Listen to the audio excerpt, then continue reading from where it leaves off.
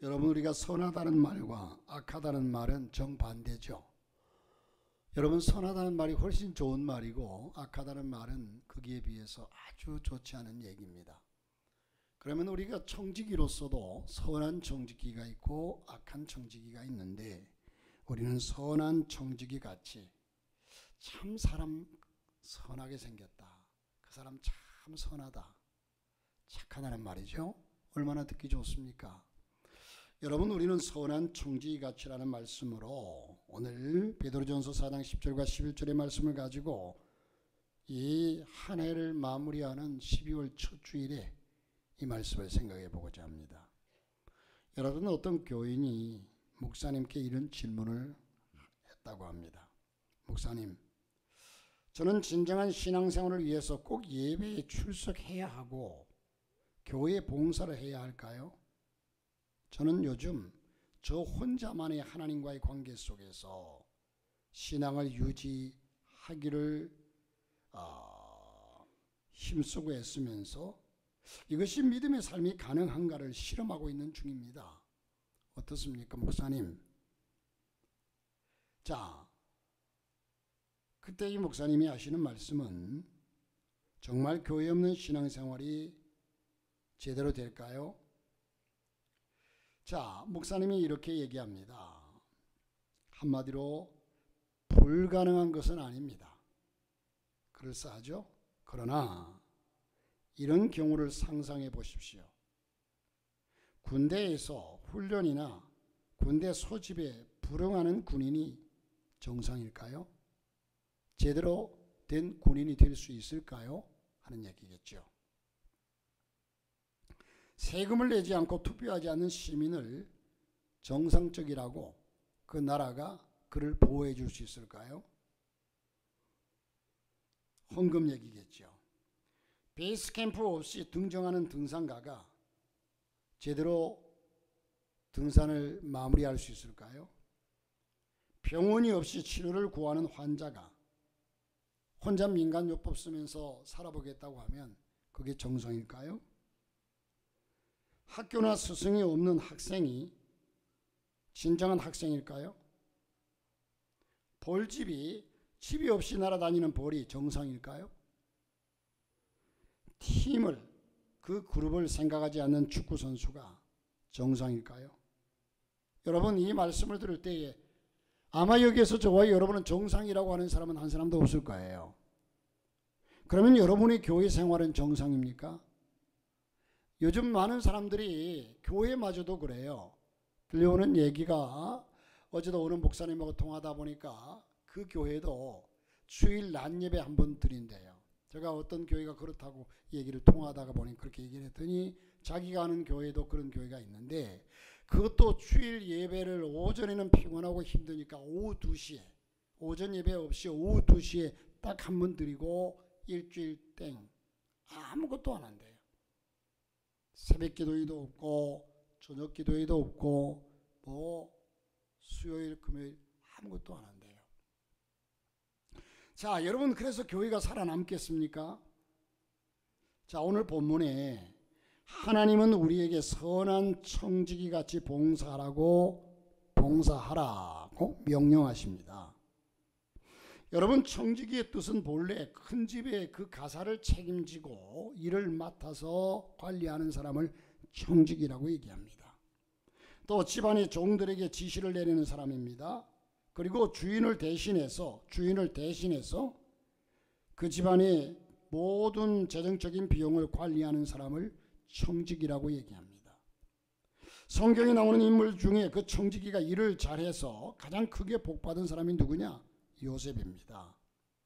여러분, 요셉은 형들에 의해서 장사꾼에게 팔려갔습니다. 그래서 요셉은 다시 애굽 사람 보디발의 집에 팔려갔습니다. 보디발이 가만 보니까 요셉이 성실합니다. 여러분, 요셉이 그럴 만한 환경과 처지와 모든 여건이 아님에도 불구하고 요셉은 성실해요. 요셉이 정직합니다. 요셉이 부지런합니다. 요셉이 지혜롭습니다. 요셉이 리더십이 있습니다. 이 주인이 누군가가 요셉이 그런 사람이라고 소개해서가 아니라 주인이 직접 겪어보니까 그런 사람이라는 판정이 났다는 거예요. 그래서 요셉에게 일을 맡기고 책임을 지우니까 그 모든 일들을 참 잘해냅니다. 요셉이 자기가 아닌 것은, 자기 것이 아닌 것은 결코 탐내지 않습니다. 보디발이 자기 집안의 재산까지 다 맡겼는데도 불구하고 그거 하나 빼돌리지 않습니다. 그의 부인 이젠 보디발의 아내가 와서 유혹하고 그 손만 잡으면 우선 보기에는 그 노예에서 탈출할 수 있는 기회가 생겼음에도 불구하고 결코 뿌리칩니다. 내 것이 아니면, 정확한 내 것이 아니면 그 어느 것도 욕심내거나 탐내지는 않습니다. 그런데 요셉은 또한 이 집에서 대가를 뭔가를 옛날에 모습을 살면 세경을 받잖아요. 이걸 받으면서 일하는 사람이 아닙니다. 그런데도 잘 해냅니다.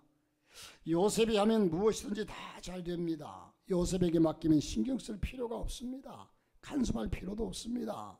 여러분 집안이나 여러분의 또한 삶에, 여러분의 일터에서 이런 사람이 있다면 아마 서로 쓰려고 그럴 거예요. 감독하지 않아도 잘합니다. 기대 이상의 결과가 나옵니다. 그래서 집안의 모든 일을 다 맡겼습니다. 청지기로 세우고 재산과 사람과 논밭과 창고를 다 요셉의 손에 맡겼습니다. 그럼에도 불구하고 잘 감당했습니다. 그래서 하나님이 보디발의 집에 가득하게 하셨습니다. 보디발의 집에 풍성하게 했습니다. 자, 창세기 39장 4절 5절에 보니까 이렇게 말씀을 합니다.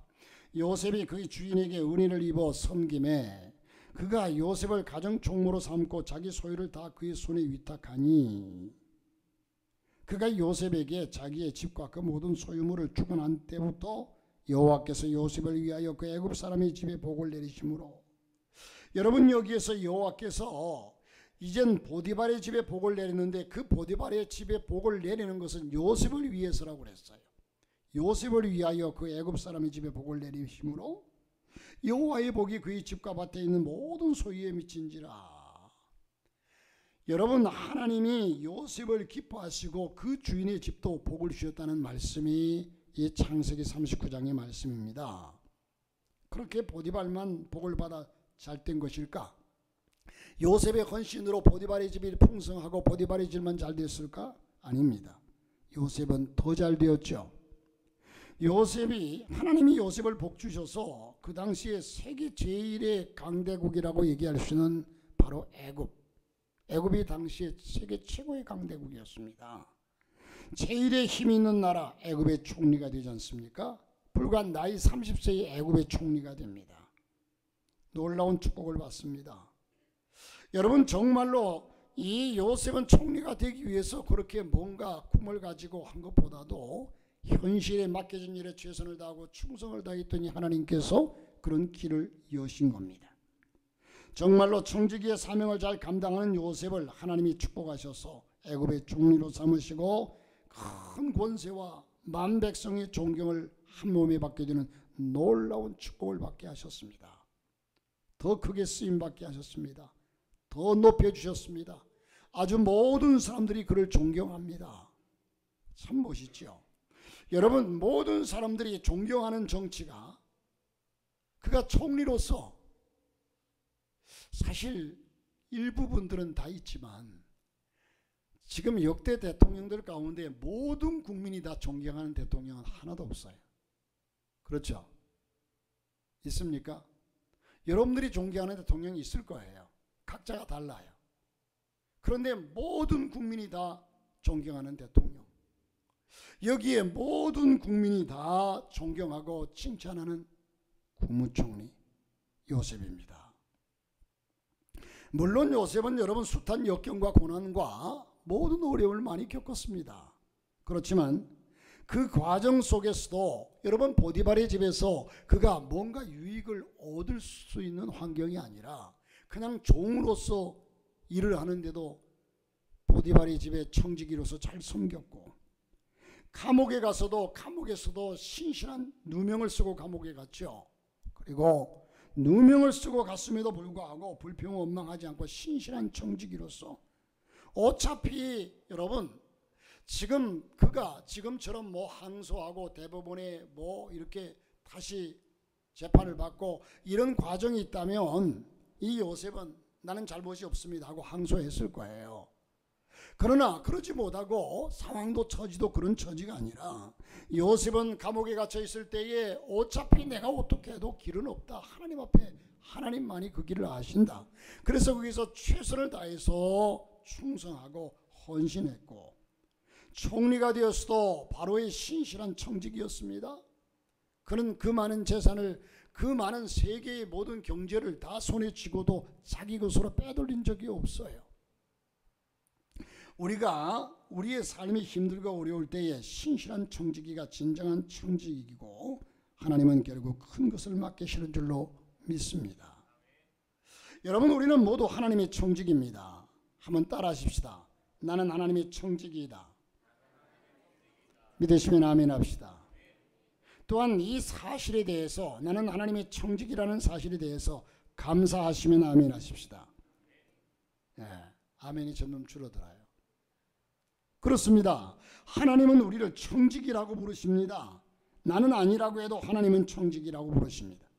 우리가 청지기임을 깨닫고 선한 청지기가 되어서 청지기의 사명을 바로 감당하며 살아갈 때에 우리의 삶이 더욱더 풍성해지고 우리 주변 사람까지 행복하게 될 것입니다. 선한 청지기. 여러분, 모든 사람이 선한 청지기로 인정받으시기를 바라고 여러분의 자자손손 선한 청지기의 복을 받으시기를 주의 이름으로 축복합니다.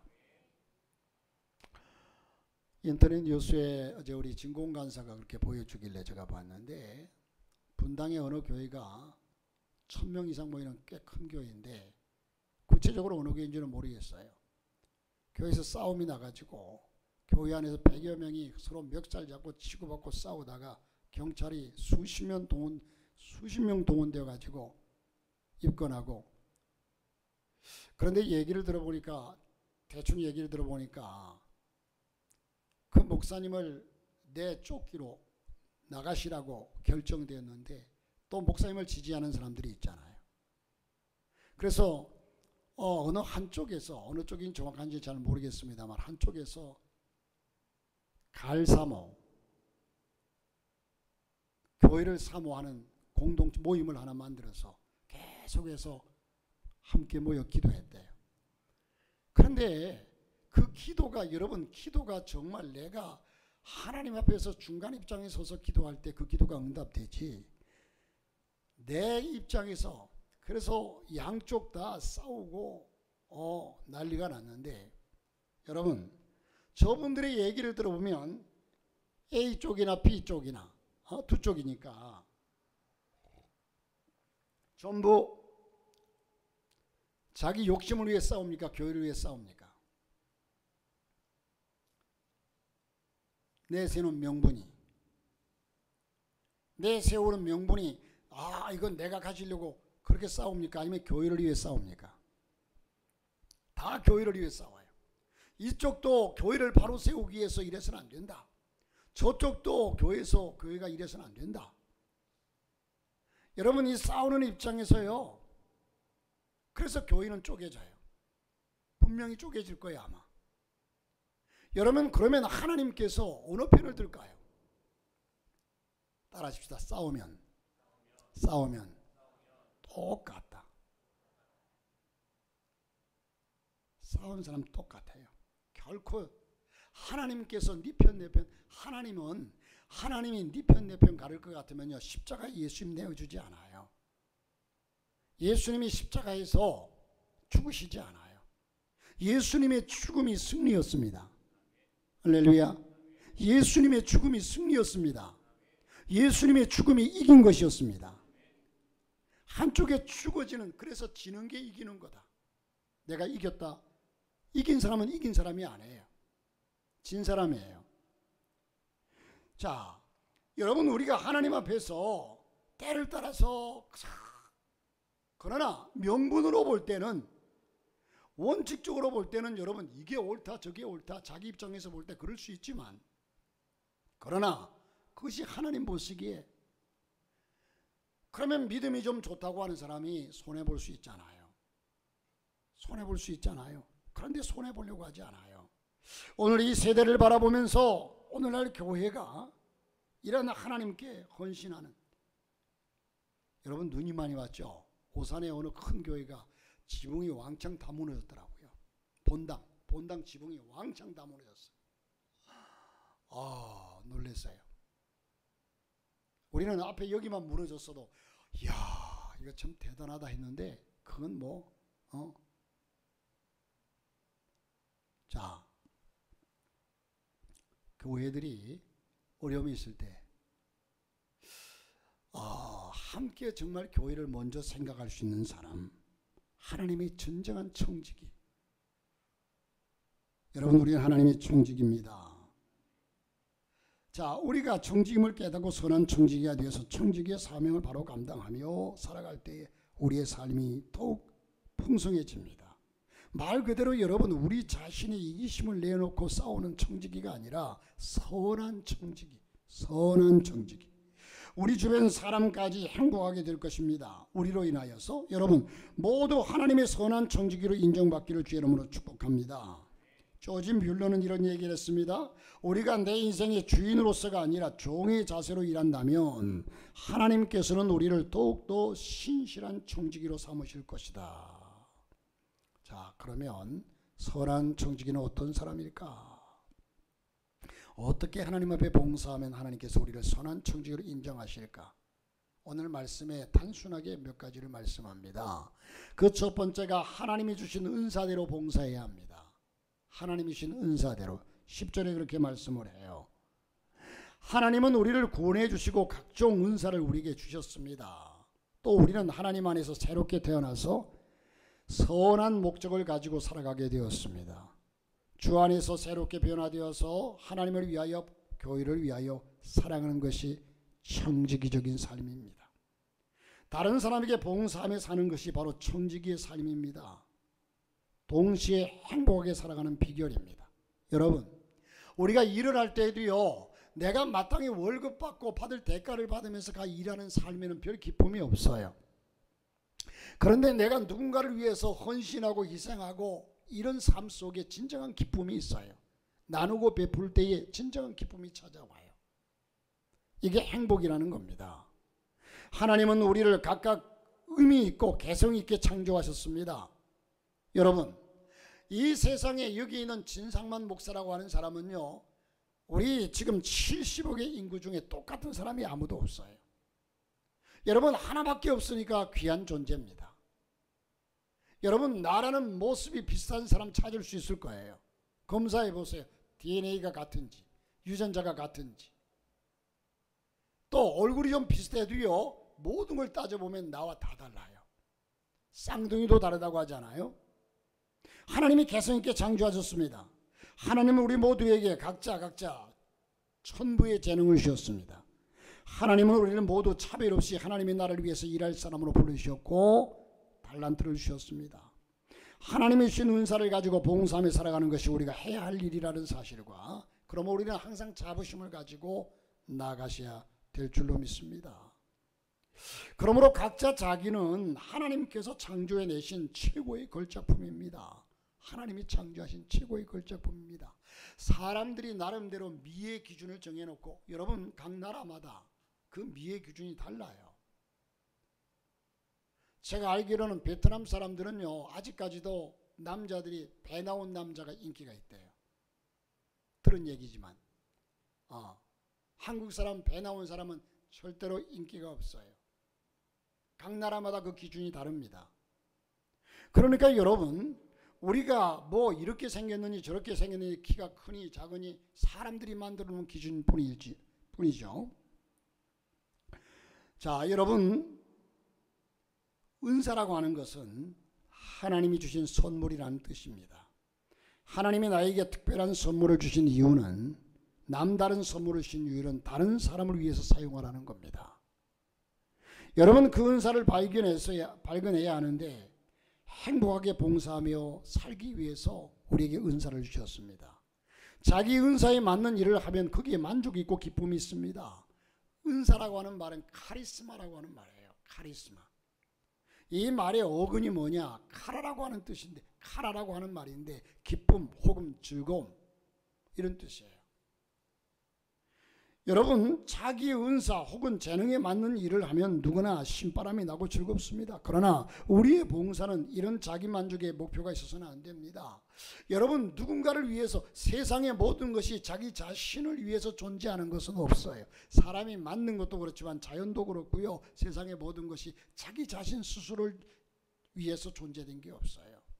여러분, 세상의 모든 사람들이 낮엔 해처럼 밤엔 달처럼 예수님처럼 바울처럼 나를 먼저 생각하지 남을 나보다 낮게 여기고 서로 베풀고 나누고 이러면 얼마나 좋은 세상 천국이 되지 않겠습니까? 성경은 그것을 말하고 있어요.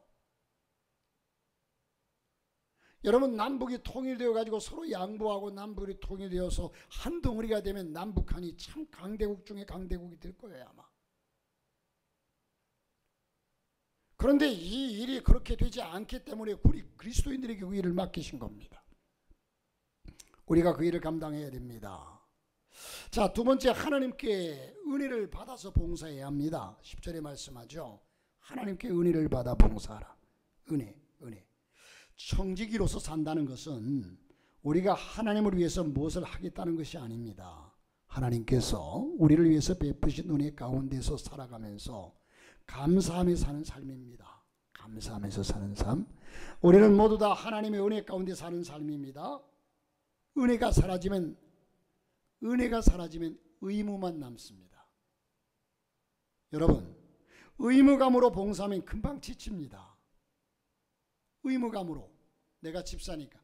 그나마 여러분이 대가를 받는 회사에서 직장생활하면서 그 한 달 한 달 월급을 받아도 아침에 나가기도 힘들고 때로는 짜증나고 내가 꼭 이걸 해야 하나 이렇게 생각하면서 아니면 힘들고 지치면 그냥 사표 내고 이러는데, 우리가 말 그대로 봉사, 대가 없이 봉사하는 일에 은혜가 없으면 내가 집사니까 어쩔 수 없이 해야 되지, 장로니까 어쩔 수 없이, 성도니까, 이런 의무감을 가지고 일하다 보면 금방 지치고 짜증이 나고 불평납니다. 내 마음속에 은혜가 있어야 합니다. 교회 안에서도 봉사하는 사람들이 어떤 사람은 뭐 똑같이 다 대가가 없어요. 지금 보기엔 하늘나라 가면 대가가 있겠죠. 그러나 하나님께 기쁨으로 찬송하며 봉사하고 헌신하는 사람이 있는가 하면 그 일에 대해서 목사님 올해는 못해요, 내년에는 못해요, 이런 사람들도 있는데 어떤 차이일까요? 은혜의 차이입니다. 여러분, 우리는 모두 다 하나님의 은혜 가운데 사는 사람입니다. 할렐루야. 은혜가 사라지면 의무만 남습니다. 의무감으로 봉사하면 금방 지칩니다. 짜증납니다. 원망과 불평이 어떻게 알고 내 심령 상태가 어떤 상태인지를 원망과 불평은 금방 알고 따라붙습니다. 여러분, 생각해 보세요. 의무감으로 억지로 봉사하고 이렇게 헌신하려니 짜증나고 원망 불평을 앞세우면 무슨 축복이 오겠으며 무슨 거기에 행복이 있겠습니까? 무슨 상을 받을 수 있겠습니까? 없습니다. 여러분, 내가 주의 일을 위해서 하나님과의 관계 속에서 하는 모든 행하는 모든 일들에서 내 마음속에 지친다, 짜증난다, 은혜가 식었다고 보면 돼요. 은혜가 사라졌어요. 이게 절대적인 원리입니다. 여러분, 우리가 어제 제가 어제 가만 잠들기 전에 TV를 좀 보는데 그 김병만 씨라고 하는 분이 그 정글 속에서 살아남기든가요 하는 걸 보니까 우리 먼저 여기서 불부터 피워야 돼. 그런데 대나무를, 바짝 마른 대나무를 가운데 옆으로 쭉 홈을 파고 생긴 그대로 길쭉하게 홈을 파고 가로질러서 대나무를 쪼개서 마찰을 시켜요. 그런데 대나무를 얇게 깎은 부드러운 바짝 마른 대나무, 얇게 깎은 그것을 이제 그 대나무 속에 통에다가 약간 집어넣고 가로질러서 막 비비니까 연기가 나는데, 그러면서 왜 자, 불 받아 빨리 불 받아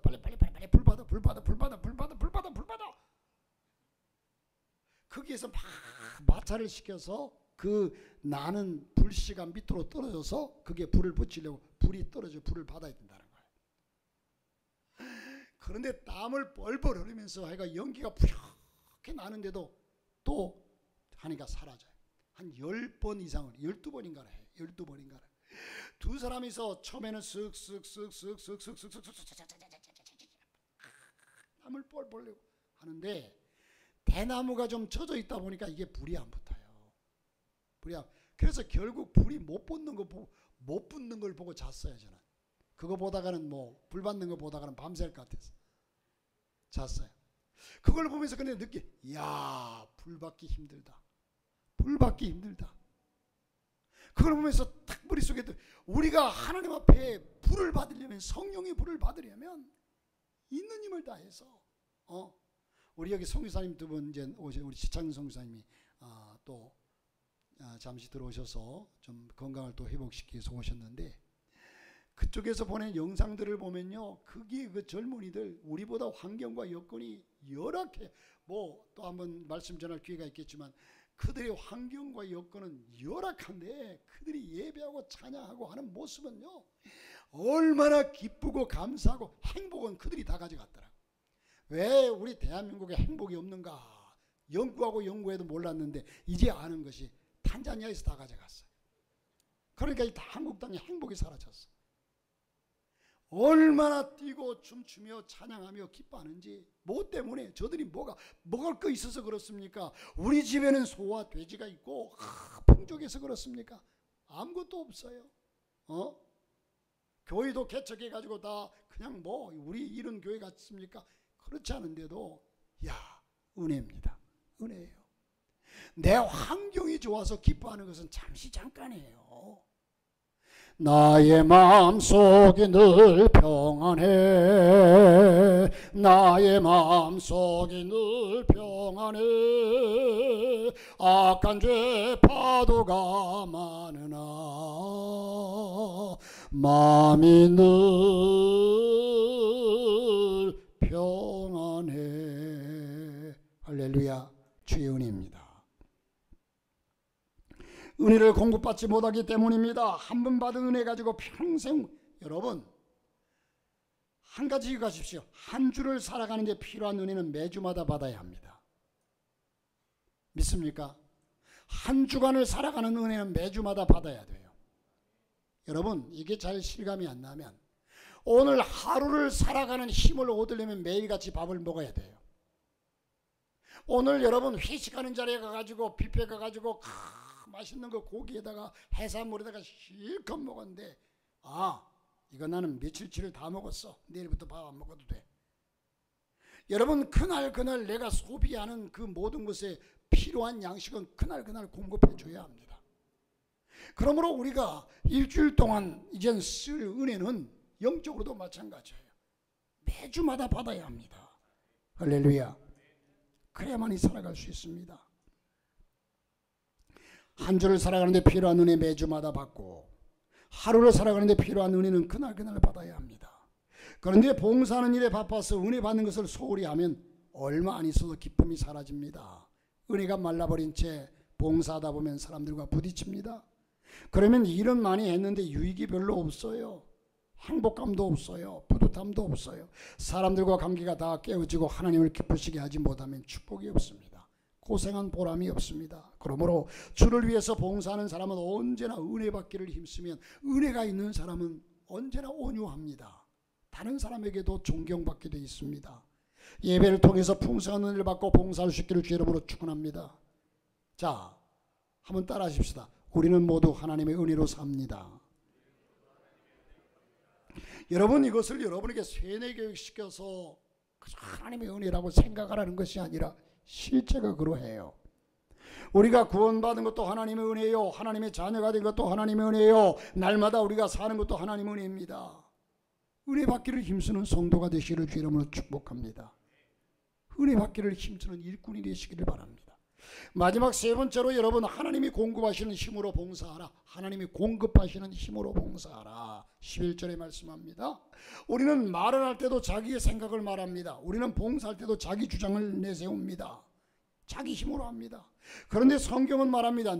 만일 누가 말하려면 여러분, 그러므로 말할 때에 상대방이 어떻게 들을 것인가를 좀 조심하고 얘기하십시오. 그것도 생각 못하는 사람은 어리석은 사람이에요. 그냥 다른 사람 얘기하는데 끼어들어서 툭 한마디 던지면 다른 사람이 상처받거든요. 나는 별 의미 없이 얘기했다고 그래요. 우연히 던진 돌이 개구리는 맞아서 죽었습니다. 여러분, 그러므로 만일 누가 말을 하려면 하나님의 말씀을 하는 것 같이 하고, 누가 봉사하려면 하나님이 공급하시는 힘으로 하는 것 같이 하라. 교만하지 말라는 겁니다. 내 힘으로 봉사하면 하고 나서 교만해지기 쉽습니다. 자랑하고 싶어집니다. 나처럼 안 하는 사람을 비난하고 정죄하고 싶어집니다. 여러분, 우리는 내가 아무리 헌신하고 충성하고 봉사해도 다른 사람을 정죄할 자격이 없어요. 목사님, 저 사람이 왜 그런데요? 똑같은 집사님이. 여러분, 신앙은 하나님과 1대1입니다. 내가 하나님과 관계 속에서 잘했을 뿐이고 하나님과의 관계 속에서 못했을 뿐이에요.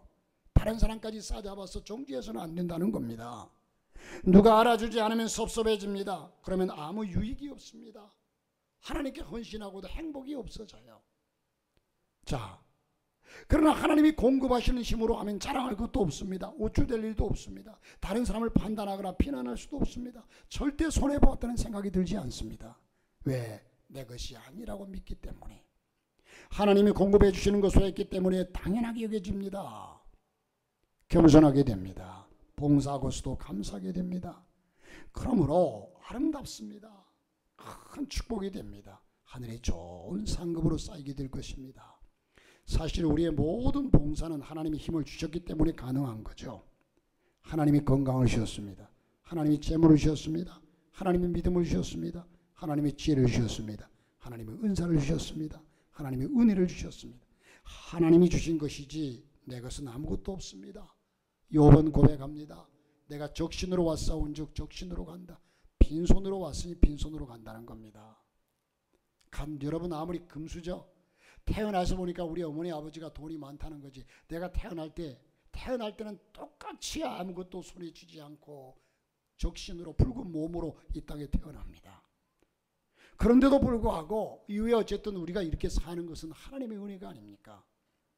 그것을 깨달으면 자유롭습니다. 또한 부족하면 하나님이 더 공급해 주실 것을 믿기 때문에 걱정할 필요도 없습니다. 기도하지 않고 봉사하는 사람은 자기의 것으로 봉사하는 것으로 착각합니다. 그러나 기도하는 사람은 자신의 힘이 절대 부족함을 알기 때문에 하나님의 힘을 간구합니다. 하나님을 의지하고 하나님께 지혜를 구하고 물질을 구하고 능력을 구하고 건강을 구하고 환경을 구하고 모든 것을 다 구하게 됩니다. 그렇게 기도하고 나서 모든 것을 다 하나님께 공급받습니다. 하나님의 것을 가지고 봉사하기 때문에 봉사하고서도 더 큰 은혜와 더 큰 기쁨과 더 큰 행복감을 갖게 됩니다. 하나님께 쓰임받는 행복에 젖어 살게 됩니다. 여러분, 오늘 이 세대가 너무 편한 걸 좋아합니다.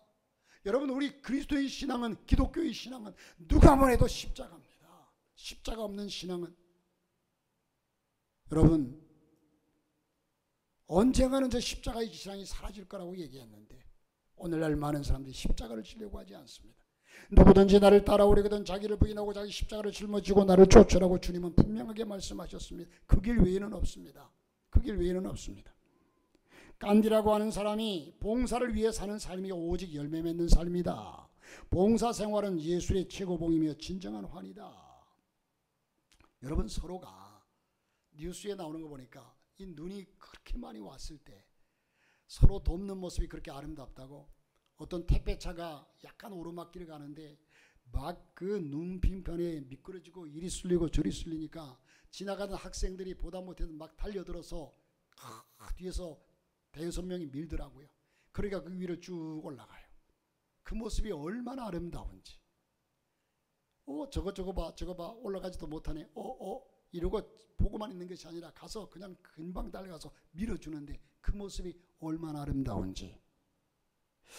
여러분, 시골 학교의 졸업식에서 일어난 어떤 일이 있습니다. 단상 앞에서 순서를 진행하시던 교장 선생님이 순서를 다 마치고 나셔서 이렇게 얘기합니다. 자, 지금은 특별하게 준비된 순서입니다. 졸업을 축하해 주기 위해서 모이신 모든 분들도 함께 참여하는 시간입니다. 그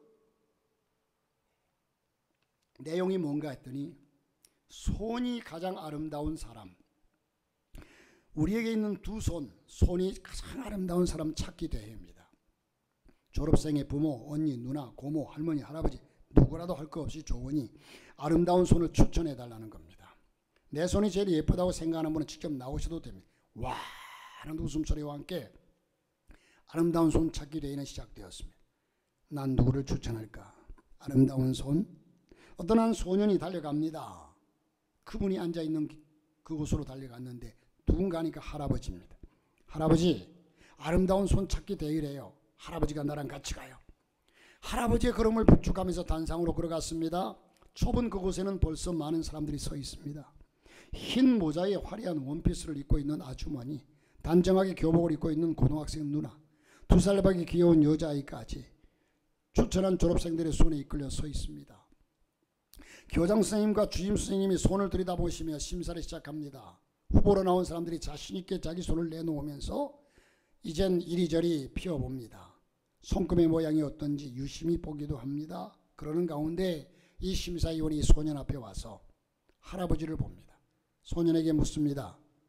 얘야, 너는 어떻게 할아버지의 손이 가장 아름답다고 생각하니? 내가 추천한 이유가 뭐니? 이렇게 묻자 교장 선생님이 안경 너머에는 참 이상하다 하고 궁금증이 가득 쌓인 눈빛이 보였습니다. 그때 이 소년은 당당하게 말하기를, 선생님, 우리 할아버지 손에는요 아름다운 그림이 그려져 있잖아요. 운동장에 모든 사람들이 모인 사람들이 깜짝 놀라 조용해졌습니다. 아니, 손에 무슨 그림이 그려져 있어? 무슨 그림이란 거지?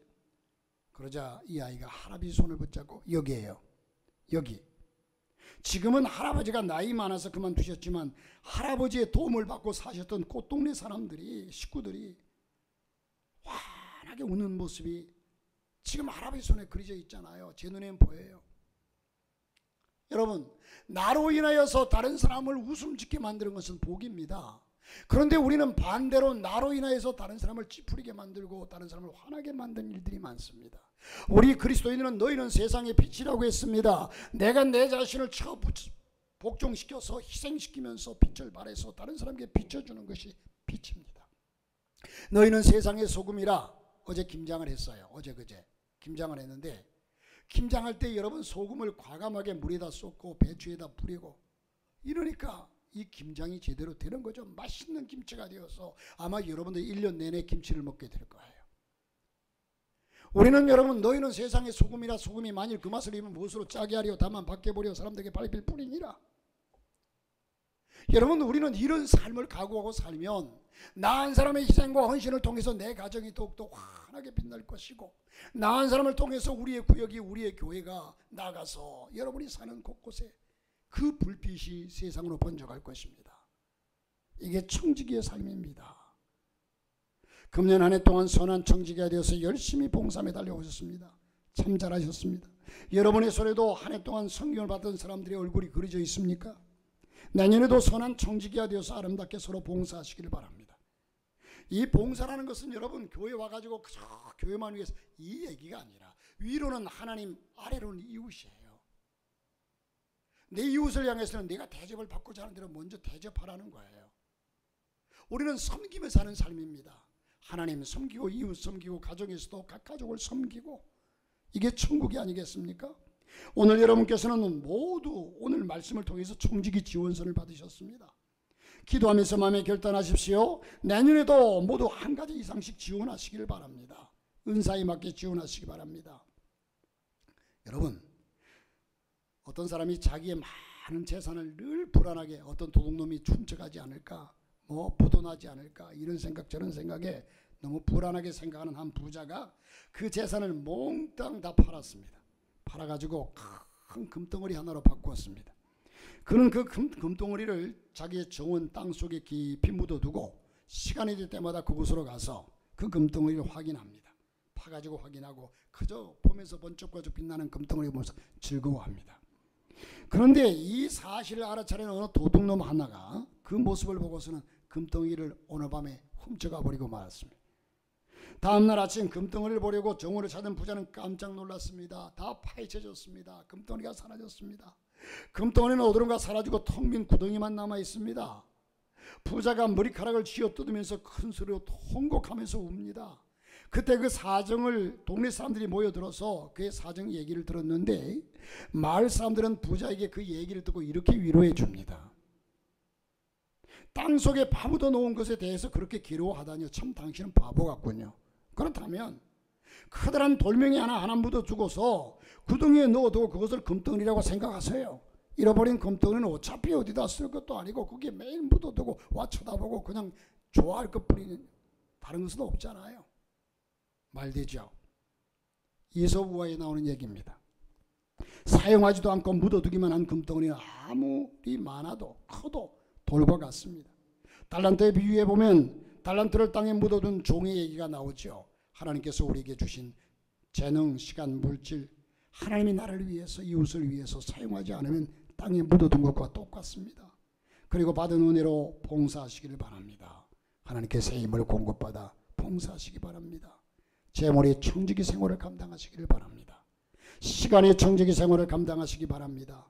몸을 들여 봉사함으로 청지기 사명을 감당하는, 그러므로 여러분이 자자손손히 하나님의 놀라운 은혜와 축복이 함께 하시기를 주님의 이름으로 축복합니다.